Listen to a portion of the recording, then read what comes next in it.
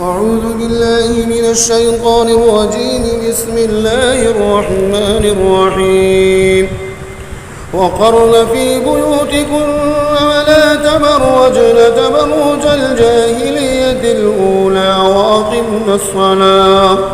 وأقمنا الصلاة وآتينا الزكاة وأطعنا الله ورسوله إنما يريد الله ليذهب عنكم الرجس أهل البيت ويطهركم تطهيرا. اور اپنے گھروں میں رہا کرو، یہ عورتوں کو حکم دیا جا رہا ہے.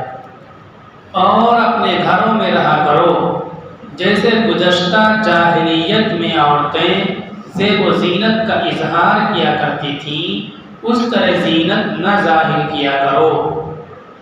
نماز کی پابندی کرتی رہو، زکوٰۃ دیتی رہو، اور اللہ اور اس کے رسول کی فرما برداری کرتی رہو. اے پیغمبر کے گھر والوں، اللہ چاہتے ہیں کہ تم کو گندگی سے بچائے رکھیں اور تم کو پاک صاف رکھیں. واذكرن ما يتلى في بيوتكن من آيات الله والحكمة إن الله كان لطيفا خبيرا. اور تمہارے گھروں میں جو اللہ کی آیتیں اور حکمت کی باتیں سنائی جاتی ہیں ان کو یاد رکھو، یقیناً اللہ بہت مہربان اور باخبر ہیں. سورہ احزاب. احزاب کا مطلب ہوتا ہے فوجیں. حزب ایک فوج، احزاب بہت ساری فوجیں. اس سلسلے میں بنیادی طور پر مختلف فوجوں کا بیان ہے جنہوں نے مسلمانوں کو مدینہ کو گھیر لیا تھا اور مسلمان بہت ہی زیادہ پریشان اور بے چینی کی حالت میں تھے. لیکن اللہ تعالیٰ کے حکم کی وجہ سے رسول اللہ صلی اللہ علیہ وسلم کی عشق میں مقابلے پر ڈٹے رہے.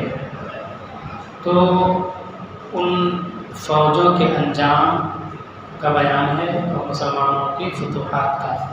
اس بنیاد پر اس سورت کا نام احزاب رکھا ہے. احزاب فوجوں سے مقابلہ کرنا، فزیکل فائٹنگ، یہ بنیادی طور پر چیزیں ہوتی ہیں. لیکن اس صورت میں جہاں اس طرح کے مقابلہ کی تعلیم ہوتی گئی، وہیں اسی کے ساتھ اپنے نفس اور معاشرتی برائیوں سے لڑنے کی بھی تعلیم دی گئی. اور صحابہ کرام نے چاروں طرف گھرا ہونے کے باوجود جسمانی طور پر اسلام دشمنوں سے مقابلہ کیا. اللہ تعالیٰ نے ان کو فتوحات عطا فرمائی. اسی طرح سے صحابہ کرام نے معاشرتی برائیوں سے بھی لڑائی کی. معاشرتی برائی میں ایک بڑی برائی یہ ہے کہ صرف خاندان میں لوگ شادی کرتے تھے. ایک خاندان اپنے کو افضل، دوسرا وہ اپنے کو افضل سمجھتا تھا، دوسرے خاندانوں کو حقیر سمجھتے تھے. اس صورت میں حضرت زید کے سلسلے میں واقعہ بیان ہوا اور ان کی شادی کی بات بیان ہوئی. وہ غلام تھے، عربی نہیں تھے، قریشی نہیں تھے، ہاشمی نہیں تھے، غلام تھے، عجمی تھے، زبان الگ، رنگ الگ، بولی الگ، خاندان پوری طرح الگ. لیکن رسول اللہ صلی اللہ علیہ وسلم کے خاندان میں ان کی شادی ہوئی. 4 قریشی عورتوں سے ایک کے بعد ایک ان کی شادی ہوئی. اس بات کا بیان جب ان کی شادی کی بات آئی قریشی عورت کے ساتھ تو حضرت زینب انہوں نے منع کیا، ان کے بھائی نے منع کیا کہ غلام سے ہم اتنے خاندان والے لوگ شادی کریں گے. تو آیتیں نازل ہوئی کہ مسلمانوں کے لیے یہ مناسب نہیں ہے کہ اپنے ذاتی معاملے میں بھی اللہ رسول کے فیصلوں کو چھوڑ کر کے اپنے فیصلے پر عمل کریں. جب آیت نازل ہوئی تو حضرت زینب فوراً تیار ہو گئی کہ نہیں، اللہ کے نبی کا فیصلہ ہے کہ اس طرح ہم دوسری برادری میں شادی کریں تو ہم کریں گے. انہوں نے شادی کی. آج ہمارے اندر کیا ہے کہ ایک صفت موجود ہے، دین کے سلسلے میں جان دینے کا جذبہ موجود ہے۔ ہم شہید ہو جائیں اس کے لیے ہمارا ہر بچہ تیار رہتا ہے ماشاءاللہ، لیکن دوسری بات یہ ہے کہ اپنے جذبات کی قربانی دینا، رسم و رواج کے سلسلے میں اپنے جذبات کی قربانی دینا، یہ جذبہ بہت مان پڑ گیا۔ دیکھو یہ محلہ ہے، ہم کو نہیں معلوم کتنی برادریاں رہتی ہیں، لیکن لوگ کہتے ہیں کہ بہت برادریاں یہاں رہتی ہیں۔ ایک برادری کی شادی دوسری برادری میں نہیں ہوتی ہے، اس طرح سے بٹے ہوئے مسلمان۔ وہاں اللہ کے نبی کے گھر کی لڑکی کی شادی غلام کے ساتھ ہو گئی، کیوں؟ اللہ کے نبی کا حکم تھا، نفس معاشرے کی برائی سے لڑنے کا حکم تھا کہ جس طرح جسمانی طور پر تم اللہ کے نبی کی عظمت کے لیے اور ناموس کے لیے مقابلہ کرتے ہو، شہادت حاصل کرتے ہو، اسی طرح سماجی برائیوں کو ختم کرنے کے لیے اس طرح کراس کاسٹ میرج کرو۔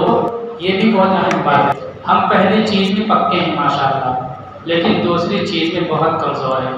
سماجی رسم و رواج ہم نہیں چھوڑیں گے، شریعت چھوٹ جائے، اللہ کے نبی ناراض ہو جائیں، اللہ ناراض ہو جائے، مولوی صاحب ناراض ہو جائیں، چلے گا، لیکن ڈی جے ضرور بچیں گے، بارات ضرور لے جائیں گے، جہیز ضرور لیں گے۔ یہ خرافات واحد ایک سے ایک چیزیں بوڑھی عورتیں رسوم یاد کر کے لے آتی ہیں۔ ندی میں نالی ضرور پھوڑیں گے، اور کیا کیا خرافات، ہلدی میں ضرور ناچیں گے، یہ سب کریں گے، غلط بات۔ مسلمان کی ذمہ داری یہ ہے کہ جس طرح دین کے لیے اپنی جان کی قربانی پیش کرتا ہے، اس صورت میں بتایا گیا رسوم و رواج سے بھی لڑے، سب لوگ ناراض ہو جائے چلے گا، لیکن شریعت کے مطابق شادی کریں گے، اپنا سارا کام شریعت کے مطابق کریں گے۔ عورتوں سے متعلق خصوصی احکام اس صورت میں ہیں۔ بنیادی طور پر ازواج مطہرات کو مخاطب کیا گیا، کیونکہ رسول اللہ صلی اللہ علیہ وسلم کے گھر میں کھانے پینے کی پریشانی رہتی تھی، ازواج مطہرات کو پریشانی پیش آتی تھی، تو کچھ زبان سے نکل گیا کہ ہم کو کچھ سہولت دی جائے، کچھ وظیفہ دی جائے، کھانے کا بہتر انتظام کیا جائے۔ اس پر آیت نازل ہوئی کہ اگر تم یہ چاہتی ہو کہ اللہ نبی اور آخرت تم کو ملے تو پھر تم کو اسی تکلیف کے ساتھ رہنی ہوگی، اور اگر دنیا چاہتی ہو تو نبی سے تم جدا ہو جاؤ، تم کو دنیا کی بہت ساری نعمتیں مل جائیں گی۔ ازواج مطہرات نے کہا نہیں، ہم تکلیف اور پریشانی میں رہیں گے لیکن نبی کے ساتھ رہیں گے۔ اسی تناظر میں آگے پھر ازواج مطہرات کو حکم دیا گیا، ازواج مطہرات کے ذریعے سے پوری امت مسلمہ کو، تمام مسلمان عورتوں کو حکم دیا گیا۔ آیت نمبر 33 اور 34 ازواج مطہرات کے لیے کو کام بتایا گیا۔ پہلا کام کیا بتایا گیا؟ گھر میں ٹھہری رہیں، باہر نہ نکلیں اور باہر نہ جائیں۔ ضرورت کی وجہ جا سکتی ہے، لیکن باہر کا کام سیاست ہے، ریاست ہے، ملک گیری ہے، اس طرح کے کام نہ کریں، گھر میں رہیں، پہلا کام۔ اور باہر اگر جائیں تو کیا ہوگا؟ زیب و زینت کے اظہار کے ساتھ نہ جائیں، لبی لگا لیا، بال مونڈ لیا اور بے پردہ کپڑا پہن لیا، اس انداز میں نہ جائیں۔ قرآن میں دوسری جگہ ان کو باہر جانے کا طریقہ بتلایا گیا کہ ڈھیلے ڈھالے کپڑے ہوں، چہرے پہ گھونگھٹ پڑا ہو اور سینے پہ بھی کپڑا پڑا ہوا ہو، اس طرح کے لباس کے ساتھ جائیں۔ پھر حدیث میں مزید تشریح آئی کہ خوشبو لگا کر کے باہر نہ جائیں، اور اس طرح کوئی چیز نہ ہو جس سے لوگوں کی نظر ان کی طرف اٹھے، اس طرح سادگی کے ساتھ ضرورت کے وقت باہر جا سکتی ہیں۔ جاہلیت الاولی، پہلی جاہلیت کی طرح باہر نہ جاؤ، یعنی اسلام آنے سے پہلے جو بے پردگی تھی وہ پہلی جاہلیت تھی۔ اس کے بعد ایک جاہلیت آنے والی ہے کہ پھر بے پردگی ہو جائے گی، وہ جاہلیت اب آ گئی ہے، عورتیں بے پردہ ہو گئی ہیں، بہت زیادہ بے پردہ ہو گئی ہیں۔ قرآن نے کہا پہلی جاہلیت، اس میں اشارہ کیا کہ ایک جاہلیت آنے والی ہے، پھر عورتیں بے پردہ ہو جائیں گی اور بے حجاب ہو جائیں گی۔ اللہ تعالیٰ نے کہا کہ جو پہلی جاہلیت تھی وہ ختم ہو گئی، اب دوبارہ تم کو بے پردہ باہر نہیں نکلنا ہے۔ اس سلسلے میں ہمیں اپنے گھر کی عورتوں کو دیکھنا چاہیے، دھیان دینا چاہیے، اپنی بیٹیوں کو، اپنی بہنوں کو، اپنی بیویوں کو، ماں، ان سب لوگوں کو دھیان دینا چاہیے۔ دو کی بہن، ماں، بیٹی، اس طرح بے پردہ ہو کر کے مت جاؤ۔ بے پردگی صرف یہ نہیں ہے کہ جسم پہ کپڑا نہ ہو، بے پردگی یہ ہے کہ جسم میں کپڑا چپکا ہوا ہو یا پھر اتنا باریک ہو کہ اندر کا جسم دکھائی پڑے، وہ بھی بے پردگی۔ ہر مسلمان کی ذمہ داری ہے کہ اپنے گھر میں عورتوں پر نظر رکھے، جو بچیاں کپڑا چپکا ہوا پہنے یا باریک پہنے منع کریں۔ اگر کوئی باپ، کوئی بھائی، کوئی شوہر، کوئی بیٹا اپنی ماں کو، بہن کو، بیٹی کو، بیوی کو اس طرح بے پردگی سے نہیں روکتا ہے تو رسول اللہ صلی اللہ علیہ وسلم فرمایا الذی وقر فی اہلہ الخبث، یہ دیوس ہے، یہ وہ تو عورت جہنم میں جائے گی ہی، یہ باپ، یہ بھائی، یہ شوہر، یہ بیٹا بھی جہنم میں جائیں گے۔ نماز بھی پڑھ رہے ہوں گے، سارے دین کے کام کر رہے ہوں گے، لیکن اپنی بہن بیٹی کو بے پردگی سے نہیں روکا تو جہنم میں جائیں گے۔ اس لیے دھیان دیں، اڑوس پڑوس میں بھی، رشتہ داروں میں بھی دھیان دیں۔ میں دیکھتا ہوں کہ بچیاں پینٹ شرٹ پہنتی ہیں، کوئی روکنے والا نہیں، ان کو کوئی سمجھانے والا نہیں۔ ایسے لوگوں کو روکیں، نہ مانے تو ایسے لڑکیوں کو اپنے گھر میں آنے سے منع کر دیں۔ یہ نہیں کہ خالہ کی لڑکی، خالو کی لڑکی، پھوپھا کی لڑکی تو آنے دو، رشتہ بگڑ جائے گا، بگڑ جانے دو رشتہ۔ گھر میں بے حیائی لے کر کے آتی ہے، حیوانیت لے کر کے آتی ہے، اور دوسری جاہلیت لے کر کے آتی ہے، جس جاہلیت سے قرآن نے منع فرمایا۔ پہلا کام کیا ہوگا؟ گھر میں رکی رہے گی۔ دوسری بات کیا ہوگی؟ ضرورت کی بنیاد پر اگر باہر جانا ہو تو بے پردگی کے ساتھ نہیں جائے گی۔ تیسرا کام کیا ہوگا؟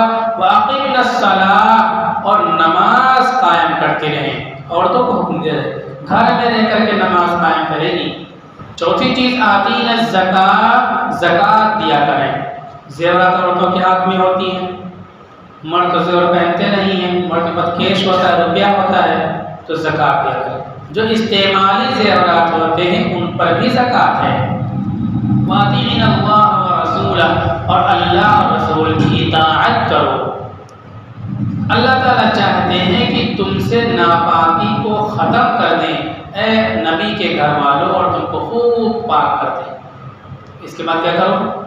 گھر میں ٹھہری رہیں، بے پردہ نہ نکلیں، نماز قائم کریں، زکوٰۃ دیں، اللہ نبی کی اطاعت کریں۔ پھر کیا کریں؟